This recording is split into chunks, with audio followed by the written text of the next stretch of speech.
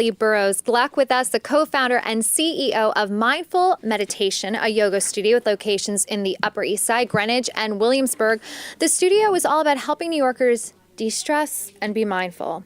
Namaste. Thanks for having me. Only kidding. First, can you tell us more about Mindful and what it does? Yeah, so Mindful exists to enable humans to feel good, and we do that by making meditation accessible. We have 3 studios across New York City.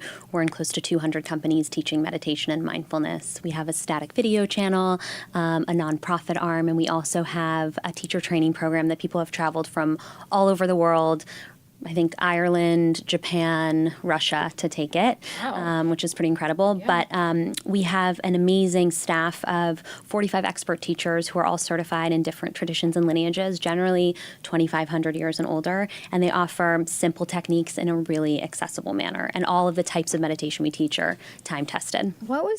How did the idea come to fruition? Yeah, so if you spend time living in New York, then you notice there are a lot of boutique fitness studios around. And I was definitely a member of many of those studios and going to them and experiencing them firsthand. And I also happen to be originally from Los Angeles, and I grew up in a family that was in the entertainment business, and they derived an enormous amount of joy from what they do and did.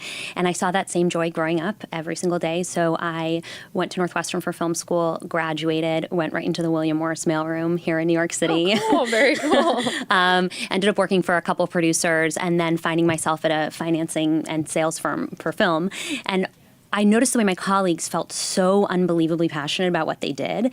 And I also noticed that any single moment I wasn't at my desk or at a film festival or in a room like this, I was spending in spiritual pursuit, learning from different teachers, masters, healers, spending time on retreats. And I realized very quickly that I was living a double life and I needed to make a change. And that if I spent more time at my job that I wasn't that passionate about, then I would be more stressed out, and maybe that would inevitably lead to, some sort of ailments or, unrest. So It's very self-aware. it's a lot of time on the cushion. But anyways, I was, I should acknowledge that I was in an extreme position of privilege to be able to quit my job and rethink what I wanted to do. Mm-hmm. And I took some time to travel around the world to different countries that were the seat of traditions I was interested in going deeper into, not just reading about them in books, but touching and feeling those places and meeting the custodians of those traditions. And I came back and started saying yes to things that felt more aligned with what I wanted to do.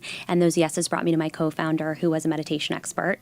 And one day we were sitting and chatting, and I asked him how come there wasn't a meditation studio like my workout studio that I was going to in New York City, where I could drop in, it fit into my daily life. I could come in for 30 minutes and leave feeling sort of refreshed after.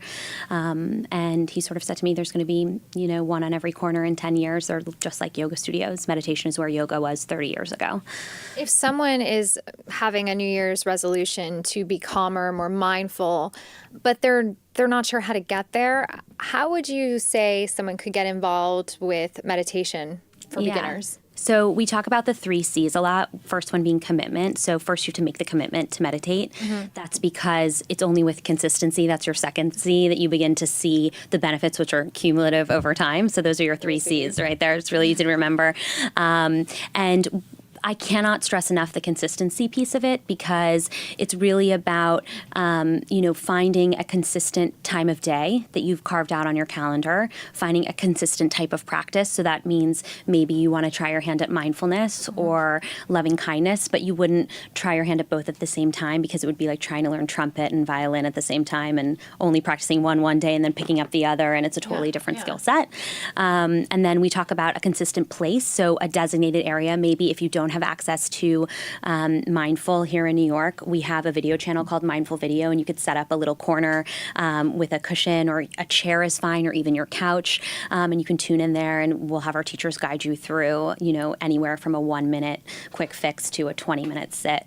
So it really depends, but consistency is always probably the most important aspect of it, because that helps you really build a habit and create a rhythm that you can stick to. What tips do you have for people who want to be more mindful? mindful? So mindfulness is a buzzword. We see like mindful mayo at Whole Foods, which is not even like a correct application of the word. Mayonnaise cannot be mindful. That would be a little cannibalistic. Most meditation teachers have a favorite definition, which was coined by John Kabat-Zinn, and that's that mindfulness is the act of bringing your full attention to the present moment on purpose without judgment. So if what you would like to practice is more mindfulness in your life, then mindfulness meditation is a great place to start. And really the mindfulness practice is really about bringing your full attention to your breath. And once you've recognized that you've gone off your breath, you gently and without judgment remind yourself to come back to it. And flexing that muscle of choice between your breath or your rabbit hole of thoughts, your to-do list, thinking about that angry email from your boss or that fight you just got into with your spouse or the thing you forgot to pick up at CVS, whatever it is, realizing, like I've now gone off my breath, and rather being like, I'm a terrible meditator, I'm the worst at this, just gently being like, I was thinking and now I'm returning to my breath. So that simple practice can be really helpful in recognizing when certain things are coming up in our everyday life that we have a choice to choose between. For example, how we respond to someone that triggers us, or, when someone steals our cab in New York City or whatever. Right. You're just mindful and you're like, hey, you. Yeah. Like we're back. We're centered. Come back to the breath. It's an amazing anchor. It's available to you anytime, and it's always here for you in the present moment. And it's free. Thank you for joining us, Yeah, Ellie. thank you so much for having me.